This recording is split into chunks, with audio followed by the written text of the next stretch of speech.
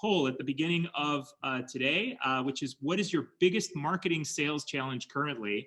And the biggest one by far, 48%, was hiring the right people for sales and marketing. And maybe the second biggest was, we don't generate enough qualified leads. So hopefully we will address these things right now. And this is in fact our next session. So I'll hand it over to you, Ayoun, for the introduction. Ayoun. Yeah, sure. Thank you, Rod. It's an interesting story how I got to know Shimon. It's from charity work, trying to do good and not be greedy all the time. So raising funds for great causes. And I got to know his company advising, let's say, B2B software firms in the Netherlands, like that are very big. And I thought, hey, it could be interesting also that he shares his perspective from companies already a bit bigger than the companies Endeit invest in, to share their best practices, how they do sales and in a modern way, and in a modern way marketing, and what really changed due to COVID-19 and what will definitely stay, is there to stay. So without further ado, I would like to give the word and screen to Shimon Ben Ayoun.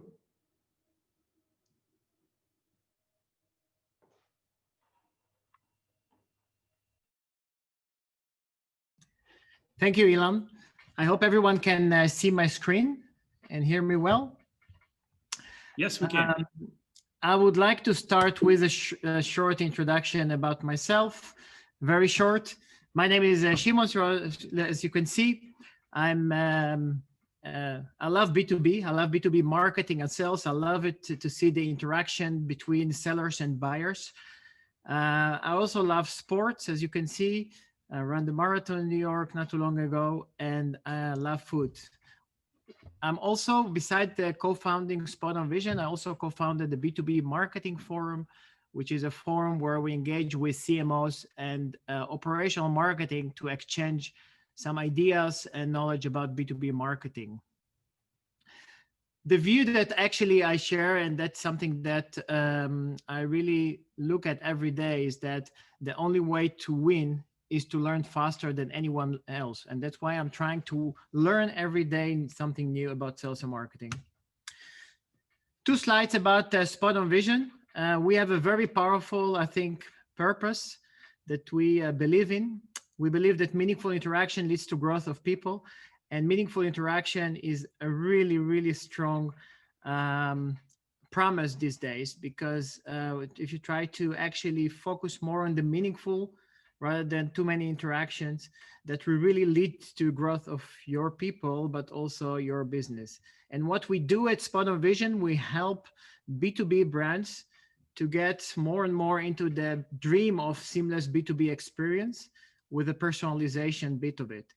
We help companies with strategy, execution, and technology. If you want to hear more about it, go to our website, SpotOnVision.com.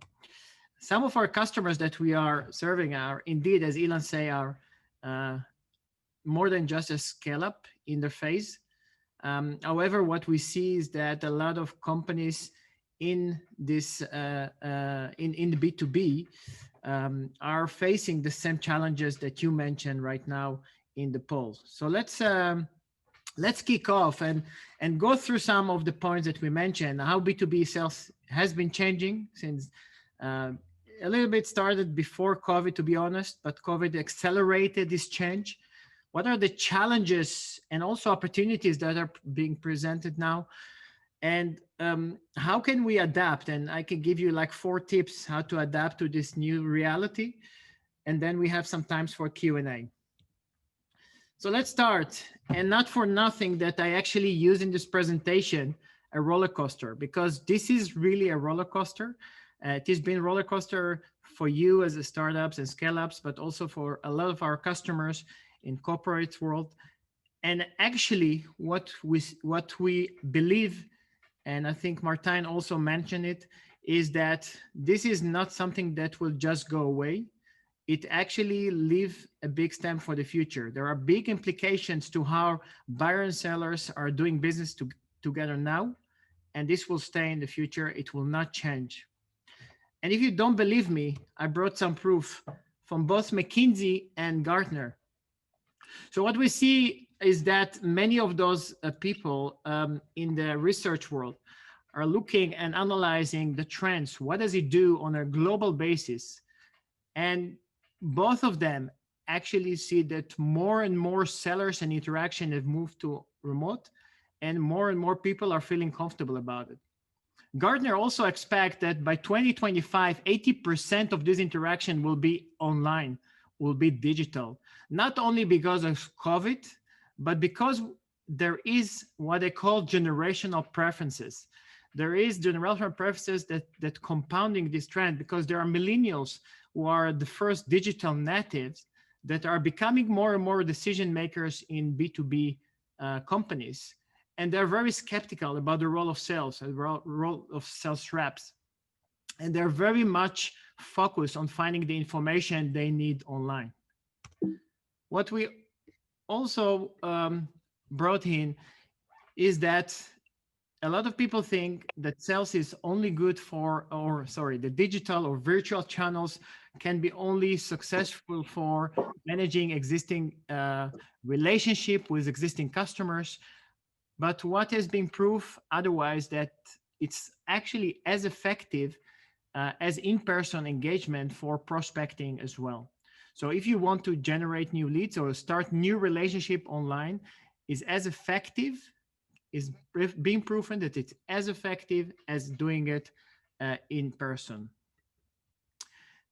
And many of you will say, yeah, but you know, B2B e-commerce, there will be not making big decisions. So yeah, you can buy a business subscription for T-Mobile online. That's fine, but I will not buy more expensive than that.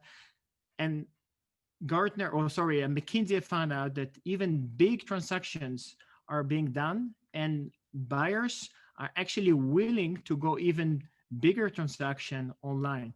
There is a big company called Diamond Shipyard. They are selling all sorts of ships, basically to military, but also to private use. Those ships are costing a lot of money, and the whole process of selling is already done virtually, even before COVID started. So we believe that this trend will continue to improve, and actually transactions that are as big as over 1 million will also become digital oriented. When talking about digital, and that's according to McKinsey, there are two channels that actually they call it breakout stars. One of them is actually video and live chat, and all believe that that's our really important channels and effective channels, not only to present, but also to interact and closing big deals with B2B customers. An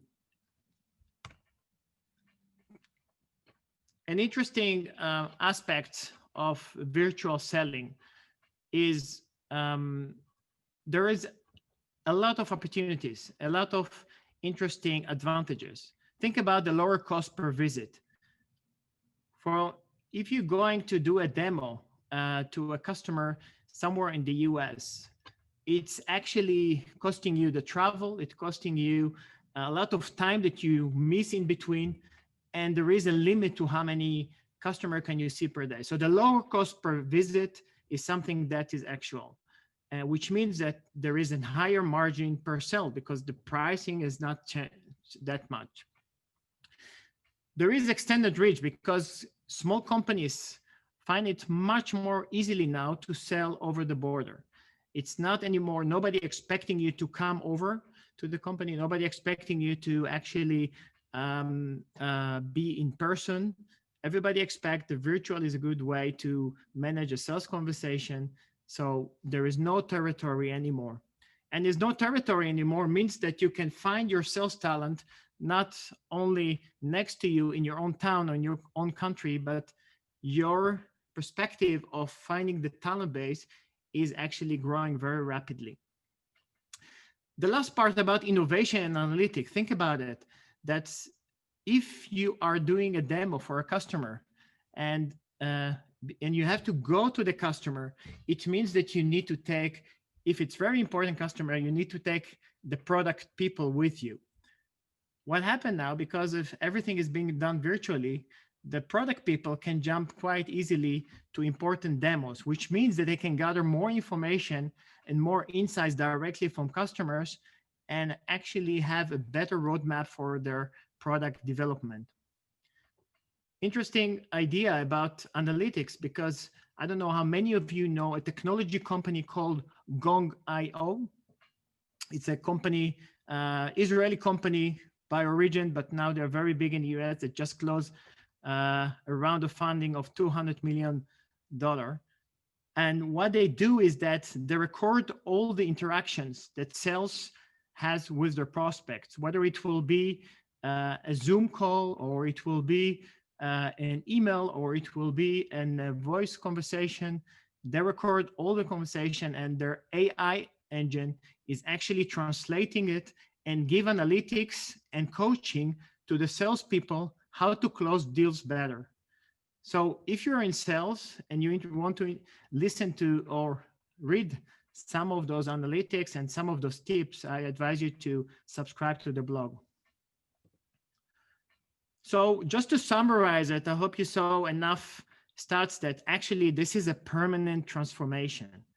And what's beautiful about it is that a lot of organizations that were quite fanatic and obsessed with their own product, with their own organization, are now obliged to go outside, look outside of the box, and be really buyer-centric and translate their interaction into digital-first engagement with their customers, because they have no other options anymore. So what are the main challenges that our customers are facing in this era? How do I stay ahead of constantly changing customer need? Because the needs are changing. We heard it from all the expert panels. The needs are changing because of this period. The needs are changing because everything is becoming virtual. So the much challenge that we have as sellers, there is also a challenge for our customers. How do we align with their new buyer journey, and how do we help sales actually to become more successful virtually? So those are the 4 tips I want to bring to you. It's talking about how to reconnect and understand your customers again, how to adapt to your marketing and sales effort to the way they want to buy from you actually, how to plan meaningful interaction and execute them, and how to be ready and engage for what we call everywhere customer. So let's start by looking at the first point and understanding the customers. And I really like the comment that Baron made about, you know, in the first phase of the Corona, don't try to sell, of course. And I still think it's relevant to understand customers, understand their needs, understanding what they are actually dealing with on a daily basis. Think about there, a lot of them are working alone many hours at home. So although we think it's, you know, the first wave is over, but it's not. So we need really to understand them again, understand their needs. So what we do to for customers quite often is mapping their customer personas, buyer personas, understanding the challenges, understand the priorities, what are the new success factors, what are the information needs do they have, and how is their decision criteria is changing. And this is something that is also customers expect us to do, because if you look what the modern B2B buyer expect us to do as a partner, they expect us to be open, to give them access to all information, including pricing.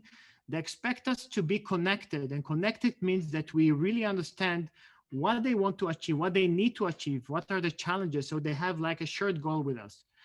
And we need to offer them the same experience as Amazon, as Netflix, as Uber, as all these brands that are best in class in intuitivity and experience. This is what they expect from us as well. And they want to have their answers immediately. Now, the second point is that how to refocus your sales and marketing efforts, because we really need to think, okay, there is a new situation, there is a new dynamics in the market. How can I adapt to the new market? And actually, Gartner found out that 77% of the B2B buyers said that the purchase was very complex or difficult. And not only that, what we see is that there is a buying group for big purchases. Of course, the one of you that are actually selling in enterprise or big corporates understand that. And those guys are spending the time in researching, in talking to each other, in meeting to each other, and only 70% of the time they give to vendors. So just try to think that 17% of the time is being given to vendors, to salespeople, to talk to them about their products and services. But think about a short list of 3 companies. It means that you have less than 6% of the time in their decision-making process to say what you need to say. Why? Because the new buyer journey has changed, has radically changed. It's not linear anymore. It's actually like a roller coaster. It's actually based on few buying jobs that the buyers need to do. And between them, there are a lot of hopping from one job to the other. And what is actually needed to do is actually provide them with the right information to support, to complete the critical activities that they need to make a purchase. And those are the critical buying jobs. And for each buying job, there are relevant pieces of content that marketing and sales needs to bring them to actually help them complete the job. So it's actually trying to think from a perspective of a buyer jobs that needs to be done, and you can help them to do it faster. And try to imagine that all the people that are in the decision-making unit, all of them share a few pieces of content and bring it together, and they need to find out, is it the right approach that we're taking? So validation. Are everybody on board with this decision? And how can we help them to get this consensus? So there are a lot of pieces of content that actually buyer enablement supporting, from benchmark to calculator to recommendation, etc.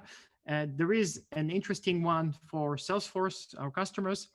If you go to the website and look for marketing automation, you're trying to identify your problem. That will help you with an interactive calculator based on your own statistics, based on your revenues, based on your own number of leads. They can help you to calculate what it will be your return on investment on purchasing Salesforce Pardot.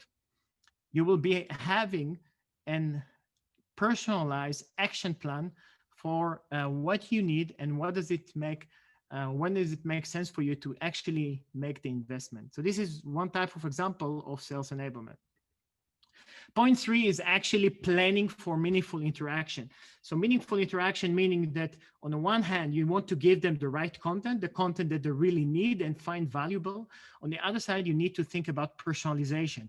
How can I make somebody feel this is what you need and I made it personally for you? And of course, there are a lot of tooling and a lot of ways to do that. So like we see here, Citrix, for example, they sell the solution to different target audience, and by using IP targeting or IP identification, they know, for example, that when an IT person coming from a big school or university, they can identify that and personalize the content on the website so that it will look like Citrix is really focusing on schools solution. And this is also a role for modern salespeople, because it used to be that they just give information about product or maybe telling you about some information. But right now, the idea is that salespeople need to take the information and make sense out of it to the buyer.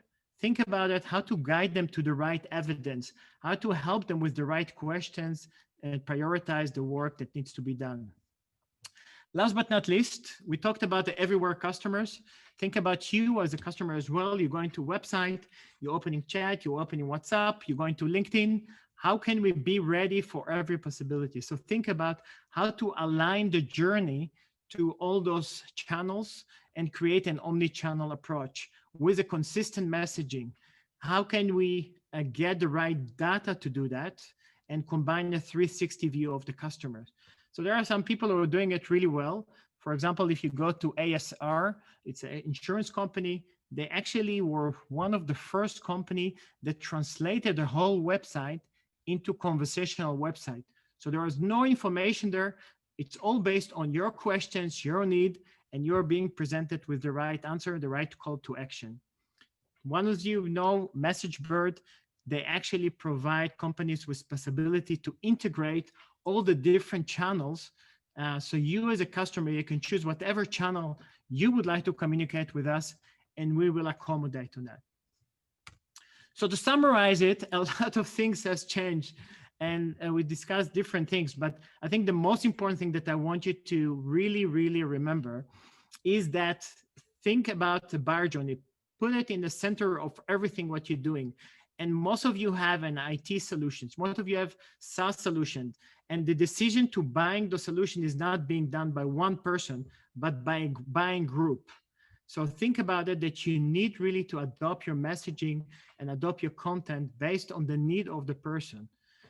Another thing is that we don't talk about that much yet in these conversations, but I think one of the big issues or the big accelerator that this pandemic brings is that actually sales and marketing must work together to make it a seamless experience.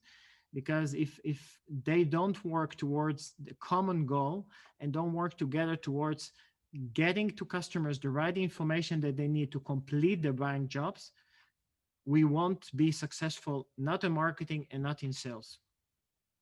I think that situation also brings a huge opportunity for companies that are really data driven.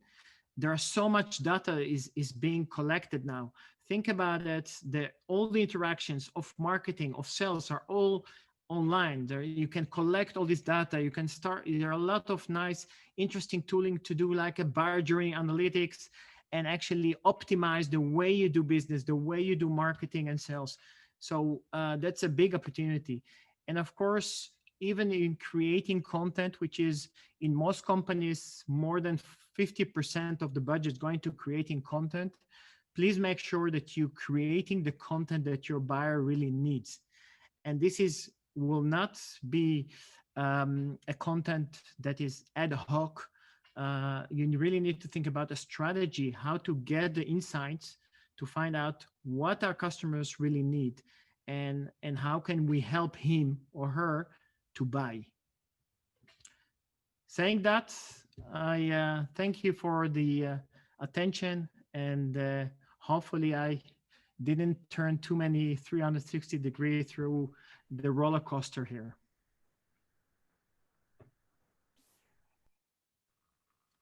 Thank you so much, Shimon. Applause for Shimon. Thank you so much.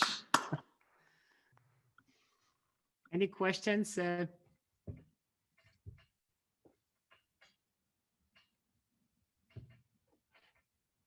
We will also have more opportunity to ask questions a bit later. Elon, I don't know if you'd like to introduce our next guest. I see one question by Jeroen Volk.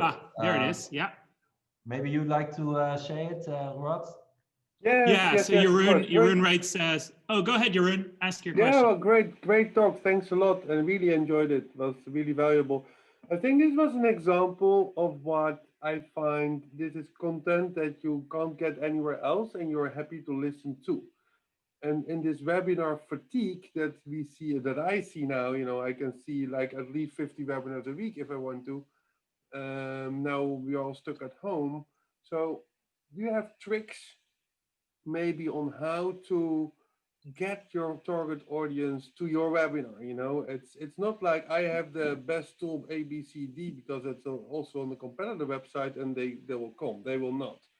And it's like an example that I got recently from Oracle. They wanted to have they wanted to sell their chat robot. Well, if you announce that you have a webinar about chat robots, nobody will come. But they announced that, well, do you want to know why KLM is much more successful than other airlines in their customer interaction? And then, of course, at the end, it was because of this beautiful robot. Do you have other tricks maybe in this personalized content on how to do that? How to rules of thumb, tricks, ideas? I don't know. It's so difficult to do that. Yeah, I think it's to be honest, it's not really a trick, but the best tip I can give you is speak to as many customers as you can and prospect, because the fact is that, and that surprised me every time again, that not a lot of marketeers take the advantage of actually calling customers and talk with them.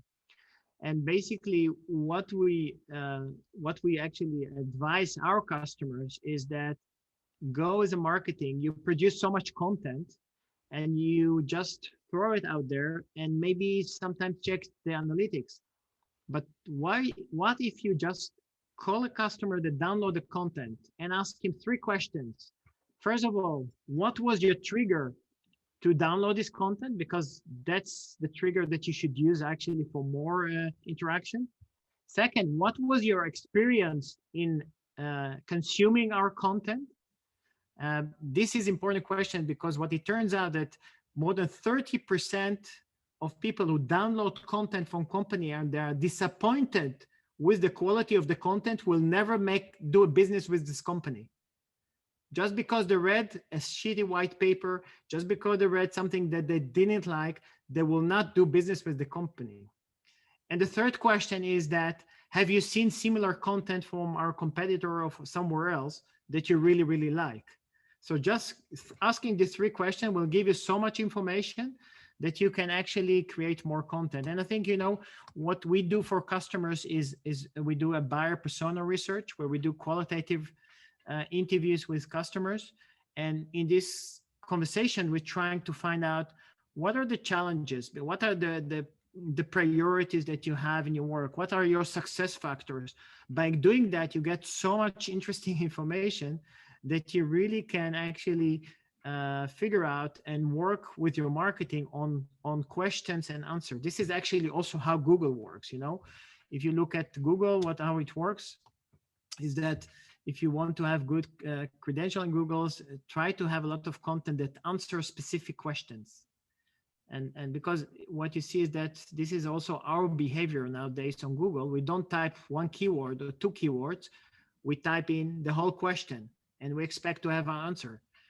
And so the better you be in this practice of thinking about what questions do my buyer have, potential buyers have, even before they start looking at my product. And how can I answer that with a piece of content, with a blog post, with a white paper, with a calculator, with something that will really help them to do something? That will be the best trick to bring them to your site, to your webinar. Thank you, Shimon, for your elaborate and well thought answer. Very insightful. Also the talk itself. Thank you so much. So we're going to the next